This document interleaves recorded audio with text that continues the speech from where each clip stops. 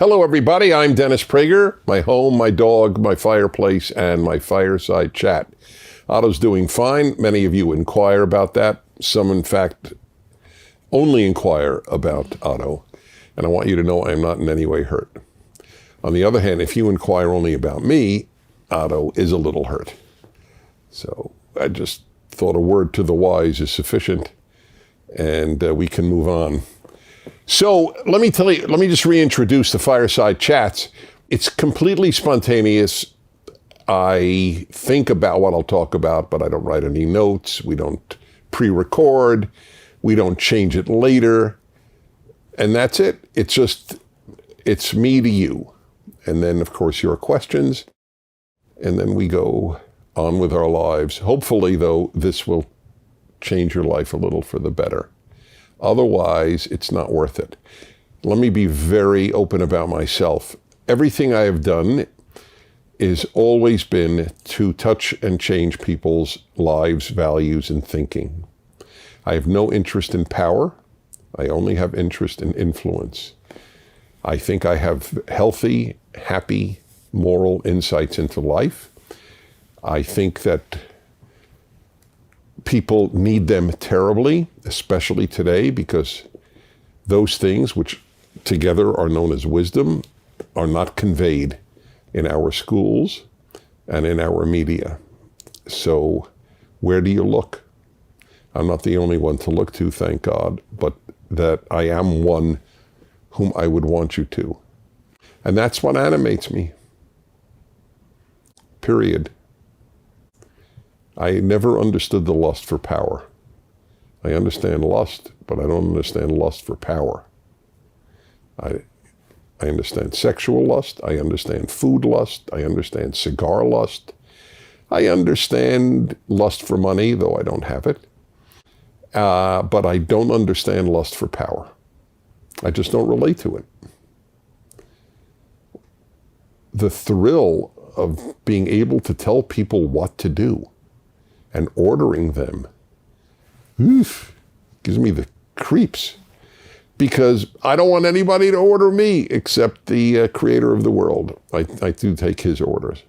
All right, anyway, that was a long autobiographical statement. I just want you to know that this edition of the Fireside Chat is brought to you by Thinker.org. Thinker without an E, Thinkr. It's a very good idea, and I really like it. In fact, I knew about it before they were a sponsor because my son is a big enthusiast. Thinker.org summarizes the key ideas from new and noteworthy nonfiction, gives you an access to an entire library of great books in bite-sized form. Read or listen to hundreds of titles in a matter of minutes, from old classics like Dale Carnegie's How to Influence People, How to Win Friends and Influence People, to recent bestsellers like Jordan Peterson's wonderful 12 Rules for Life. You want to challenge your preconceptions, expand your horizons, become a better thinker. Go to Thinker, T-H-N. Oh, yes, it does have an I. I was wondering, does it miss both vowels? Thinkr.org to start a free trial and enjoy. All right, we begin with the video question. No talk. Oh, you're right, we don't. We start with a talk. I'm telling you, folks, if this weren't spontaneous, I'd start it all over. But hey, you live with your boo-boos. That's one of the lessons of life. You live with your mistakes. So it's July 4th weekend, and that is the anniversary of the birth of the United States. I have a video out, Why I Love America. I hope you'll watch it. It's at PragerU. And we are witnessing one of the most irrational developments in the history of the world. The great beacon of hope for mankind, the United States of America, engaging in a self-destructive civil war, and the side that wants to destroy this country as it is I don't know if it's winning, but it's certainly powerful. whole generation has been raised to think of this country as sexist, misogynist, and of course racist, imperialist, genocidal. And I think about it, and if you know anything about history, you know America is an aberration of decency. That's what it is. It's an aberration. Like slavery. Every society on earth had slavery. Not just America. Every. In Asia, in Native Americans, South America and North America, Black Africans, Arabs, everybody had slavery. So the only intelligent question is not who had slaves, it's who abolished slavery. Isn't that all that matters? It's like saying, America's a really lousy country. People had cancer. But of course, you would never say that because you know that every country has cancer. But let's say a country abolished cancer. Then you'd say, whoa, that's a special country. They abolished cancer and a whole host of other diseases before everybody else. Gee, what makes that society tick? That's what you ask. Same thing with getting people out of poverty. Poverty was the human norm, just like slavery was the human norm. So the only intelligent question is not who or what society had abject poverty. It's what society lifted or what idea lifted people from poverty. And there's only one. It's called capitalism. If you don't like capitalism, it's because you don't care about people. You care about ideas. You love ideas more than people. If you love people, you must love capitalism. Not emotionally.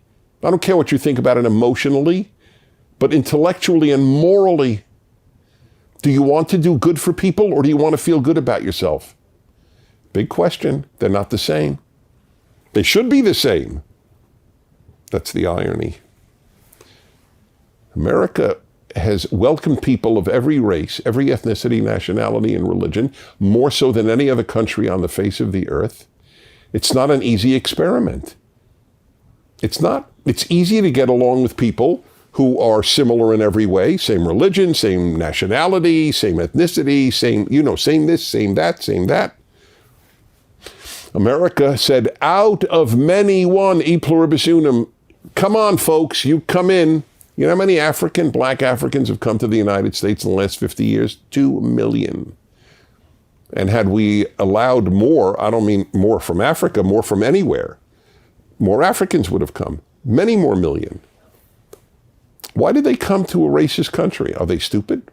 I always ask this, and I never get an answer. Why do so many Black Africans want to come to America? Did they not get the message? You're not liked? There's systemic racism here? The cops will stop you no matter what? They don't get the message? You think they don't read the papers in Africa? They don't listen to the news or watch TV? How come they want to come? And want to come here more than any other place on earth? Why is that? Do you know Gallup just did a poll around the world? 22% of those who wish to migrate from their country, of all the people in the world, 22% want to come to the United States, number one. Number one choice, United States. Number two is Canada, 6%. More than 3 times as many people in the world want to come to the U.S. than the second most popular country. Why is that? You don't hear about systemic racism in Canada. Why doesn't everybody want to go to Canada? Nice country. How come? Because they know how great this place is. You want opportunity? This is the place. You want liberty? This is the place. Or it was the place. That's the irony. America's so much less free than it was when I was a kid. It's so much less free than it was 25 years ago. Because the left destroys everything it touches. Everything. There's no exception to that rule. It's a purely destructive force.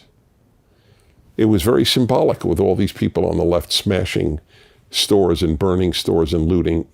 You think they were conservatives doing that? No, you know they weren't.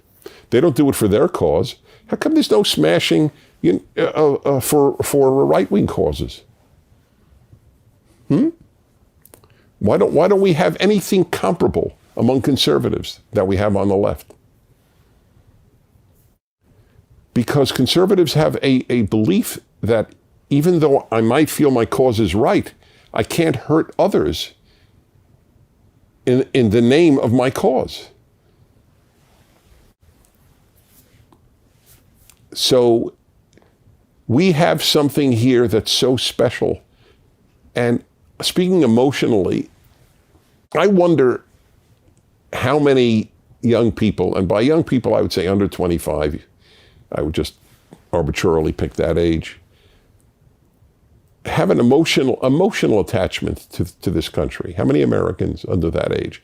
When I was a kid, I remember when television would go off when I was a kid, it didn't broadcast 24/7, which is a great thing now that I think of it.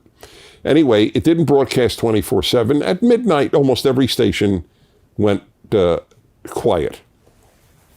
They would end the broadcast day with the flag and the national anthem. And I remember getting the chills. I just did. I was very moved. And I'm still moved by the flag and the national anthem. How many people under 25 are moved? I don't know the answer. But if there's a breaking point where a society has no future, when a certain percentage of its next generation has no emotional attachment to their country.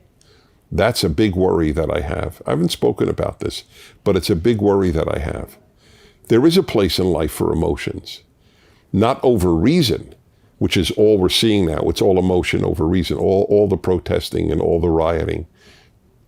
This is the least racist country in the history of the world that had many races living in it.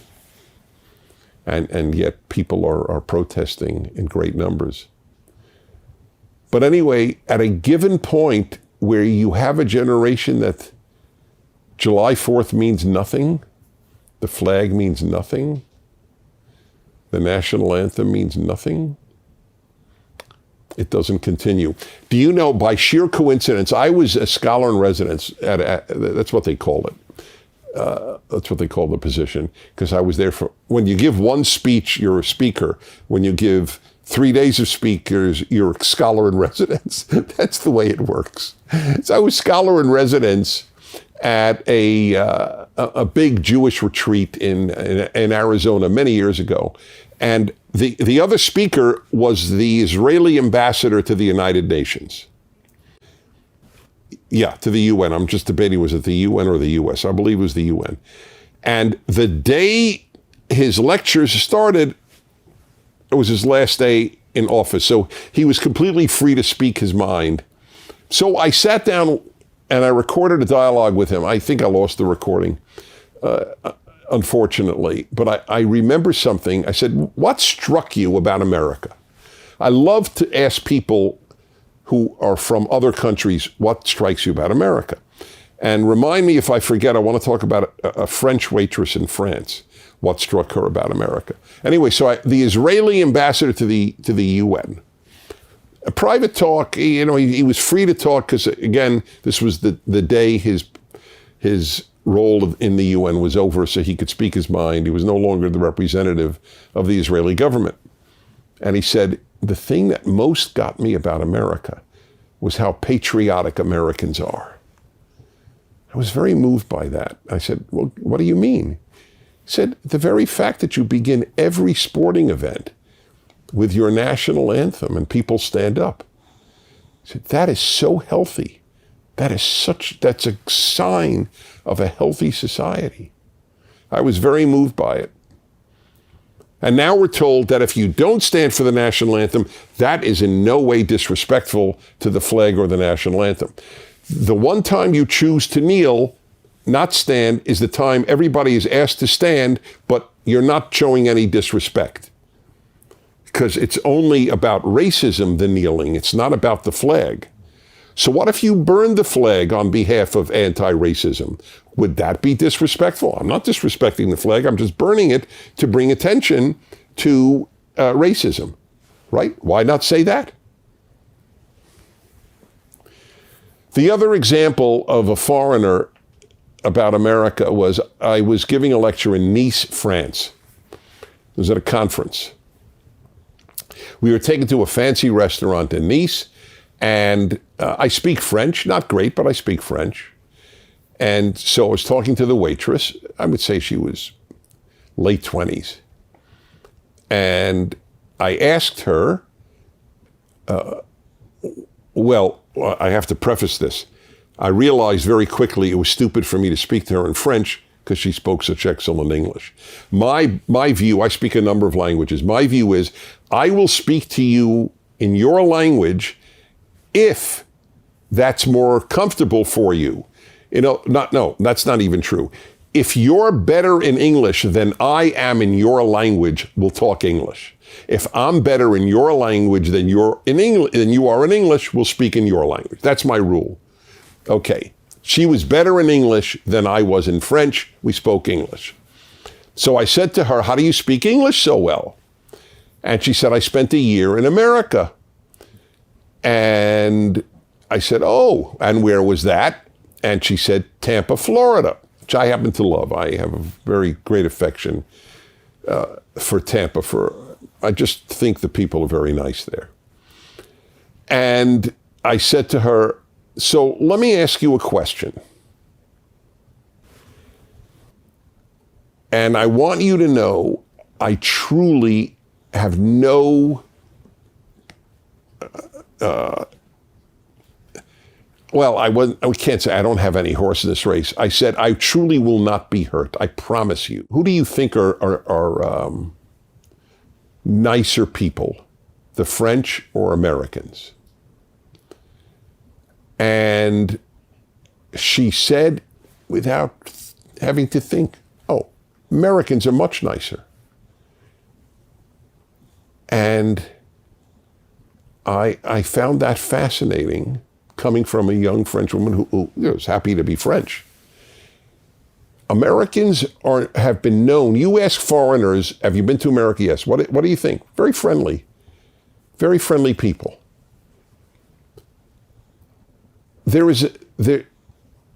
You don't build a friendly people out of nothing. You don't build a free society out of nothing. All of this is effortful.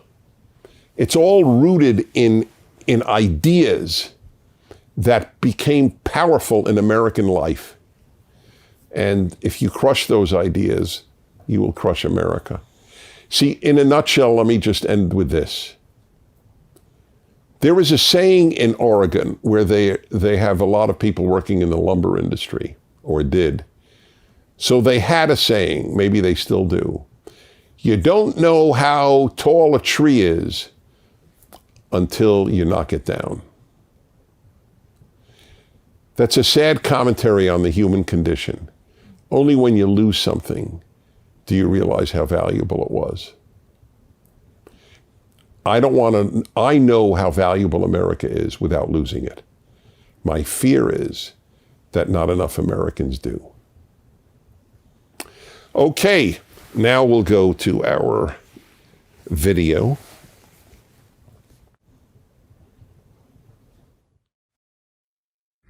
Hi, Dennis. My name is Jonathan Naylor. I am 19 years old from Palmdale, California, and a proud member of Prager Force. My question is this.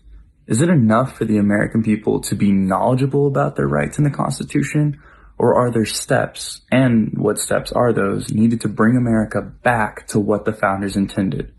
Thank you. Okay, Jonathan, thank you. It's never enough to know. You have to know, but it's not enough. Listen, how do we bring Americans back to what the founders wanted? It's what I'm devoting my life to. It's what PragerU is about. These were extraordinarily terrific men. Extraordinarily. They made the freest society in the history of the world. So then you have been taught to say, yeah, well, what about slavery and the Native Americans? One doesn't negate the other.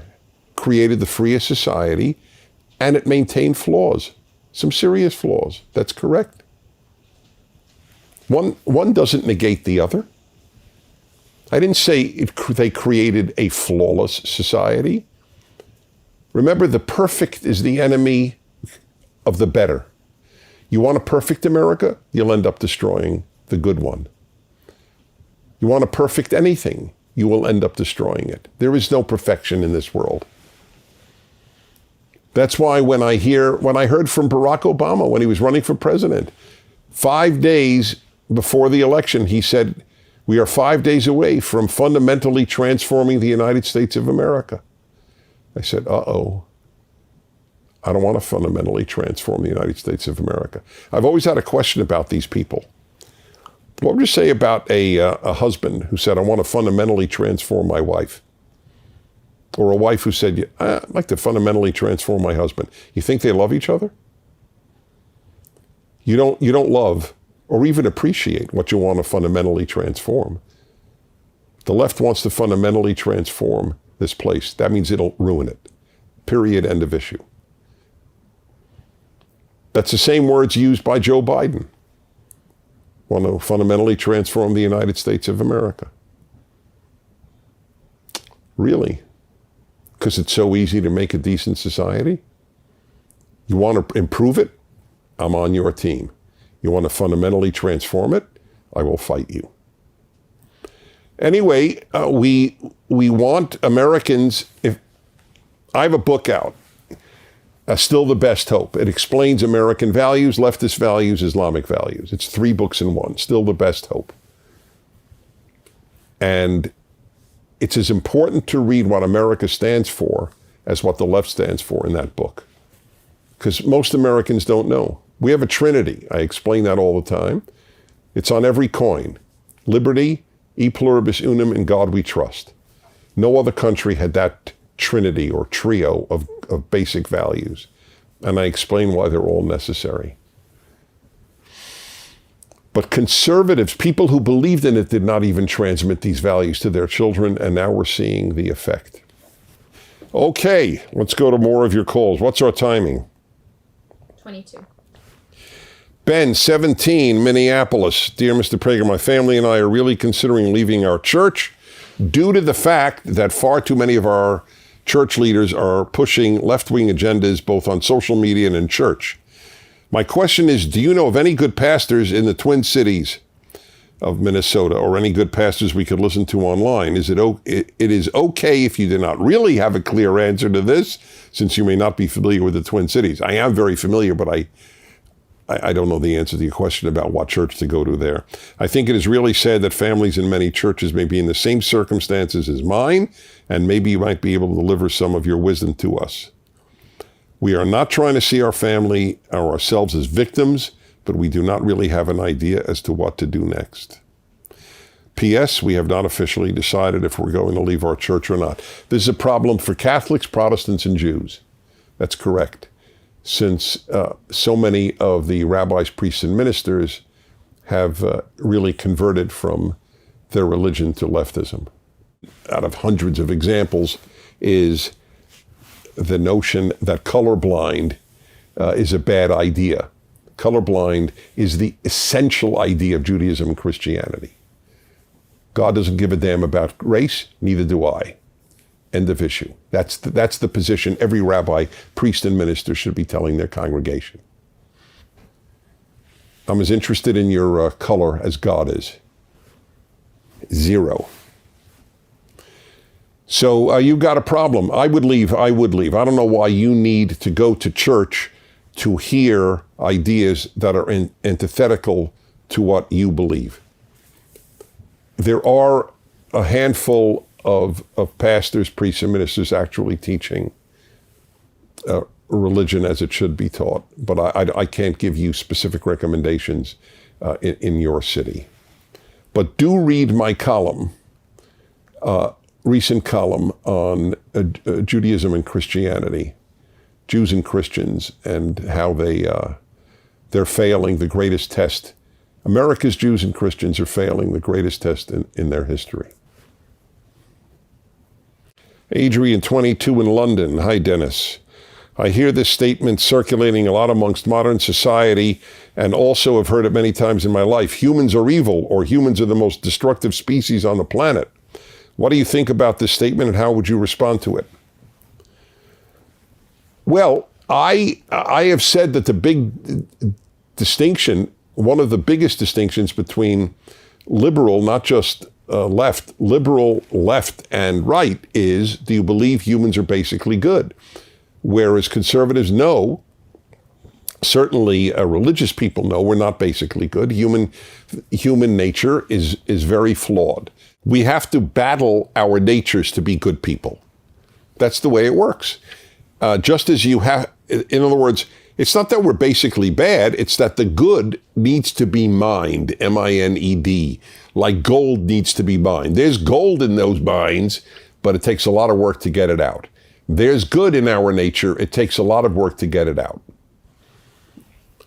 Now, as to those phrases, yes, humans are the most destructive species on the planet, but it's a stupid comment, because they're also the only species to build hospitals.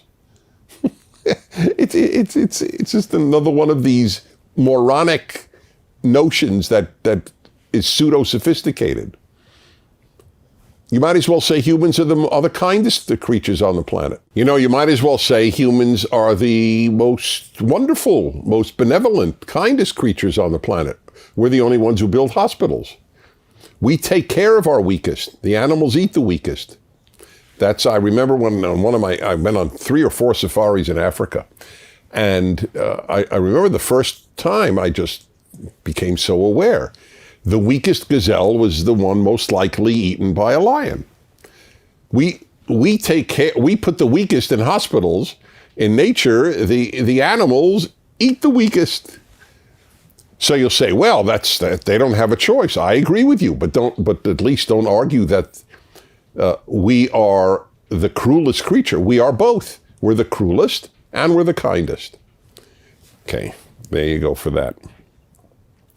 Jonah 15, Harrisburg, Pennsylvania. Dear Mr. Prager, I am straight, white, Christian, male. Why does the left target me? Well, who else are they going to target? They have to target somebody. They don't target values, so they target people. See, that's your choice. Why is there evil on earth? Because of bad values, not because of race, sexual orientation. What else is there? Religion. Well, sometimes religion contributes to evil. There's no question about that. But that's basically it. You're a convenient target. There's also a resentment, because the truth is that the WASP, the white Anglo-Saxon Protestant, made the greatest society in history. That's just a fact. And you're as resented as Jews have been resented for making good societies where they've been. Israel's hated because, hey, listen, if Israel were a miserable country, it wouldn't be nearly as hated. It's because it produces so much medicine and so much technology. And because did you know that Syrians, during the Syrian civil war, who were nearly dying, would cross the border into hated Israel, knowing their lives would be saved in an Israeli hospital? And then they knew that they couldn't tell anybody in Syria who saved their life. This has been reported all over the world, not in big letters, but reported. If they tell others, Jews saved my life, they're dead. It's the irony. That's the envy of the Jews and what they have built wherever they have been is one of the reasons for anti-Semitism. Envy of what the WASP has built. Not just the WASP, but the WASP built it. And I'm a Jew telling you this, so I have no axe to grind, do I? Catholics contributed, Jews contributed, blacks contributed, Asians contributed, everybody contributed. But it was begun and led largely by the white Anglo-Saxon Protestant, which has nothing to do with his being white. Nothing. Or Anglo-Saxon. It's just a fact. Whites also led Nazism. It's impossible to be a white supremacist, because whites have created some of the best things on earth and some of the worst things on earth. So which white are you for? Hitler was white, and George Washington was white. So what? It has nothing to do with race. But they don't deserve to be hated in America. where they made this place, which celebrates its birthday this weekend. Happy birthday, America. I'm Dennis Prager. See you next week. Thank you for watching. If you'd like to keep these Fireside Chats free, please do by donating to PragerU.